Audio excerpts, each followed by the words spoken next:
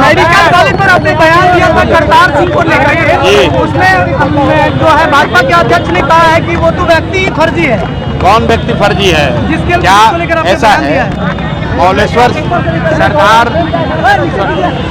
क्या सरदार मौलेश्वर सिंह जी ने उस कॉलेज की स्थापना नहीं की? क्या वो सिखों का माइनॉरिटी कॉलेज नहीं है? क्या उसके ट्रस्ट डीड में ये नहीं लिखा हुआ है कि 2/3 से ज़्यादा लोग ट्रस्टी जो है वो सिर्फ सिख ही होने चाहिए? तो भाई मौलेश्वर सिंह जी जिन्होंने कॉलेज की स्थापना की उनका डेथ हो गया और उस समय जो 20 से ज़्यादा ट्रस्टी थे वो सारे ट्रस्टी उससे हट गए और उस कॉलेज में जो क्लर्क था वो आदमी कॉलेज का मालिक बन गया। वो कैसे बन गया यही तो पूछ रहे हैं। दिलीप जायसवाल को उसका उत्तर देना चाहिए।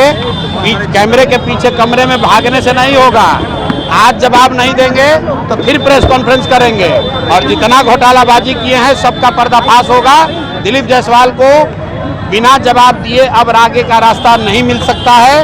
प्रशांत किशोर ने अगर एक बार कहा है इस आदमी ने गलती किया है, हमारे पास सारे साक्ष्य हैं, सारे तथ्य हैं जो समाज के बीच में हमने रखा है। अगर हम गलत बोल रहे हैं तो हम पर केस कीजिए, हम पर मानहानि कीजिए, हमको जेल में डालिए, लेकिन अगर गलत नहीं कह रहे हैं तो स्वीकार करो कि तुमने कॉलेज कब्जा किया है, आपने अनियमितता की है, लोगों के साथ धांधली की है। ये दिलीप जायसवाल को आज नहीं तो कल मानना ही पड़ेगा।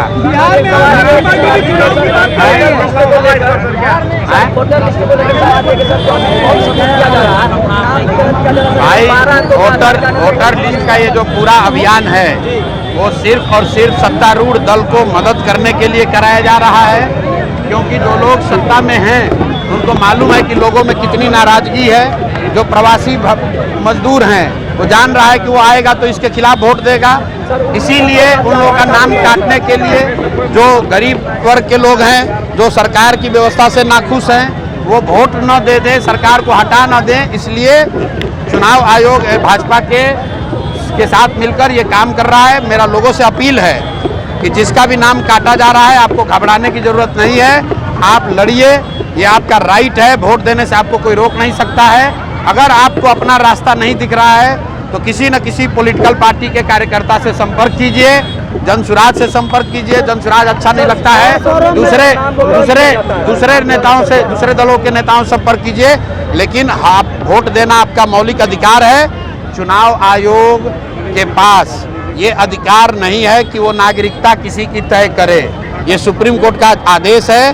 चुनाव आयोग के अधिकार क्षेत्र में नागरिकता तय करना नहीं आता है। अगर चुनाव आयोग किसी का नाम काट रहा है तो ये गलत है। लोग उसका अपना कागज लेकर जाएंगे, लड़ाई लड़ेंगे, घबराने की कोई बात नहीं है।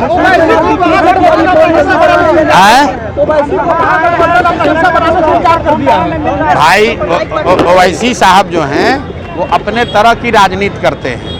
जहां चुनाव होता है अपना जाते हैं, टेंट तंबू लगाते हैं, चुनाव लड़ते हैं। बिहार के नज़रिए से ओवैसी साहब का कोई बहुत बड़ा रोल नहीं है। वो हैदराबाद की राजनीति करते हैं।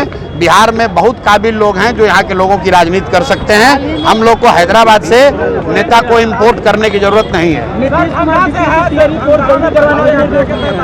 अरे भैया, नीतीश कुमार का निर्देश मान कौन रहा है? नीतीश कुमार रोज निर्देश देते हैं और उसको कौन सुन रहा है? अफसरशाही, जब नीतीश कुमार को हटा दीजिएगा अफसरशाही खत्म हो जाएगा।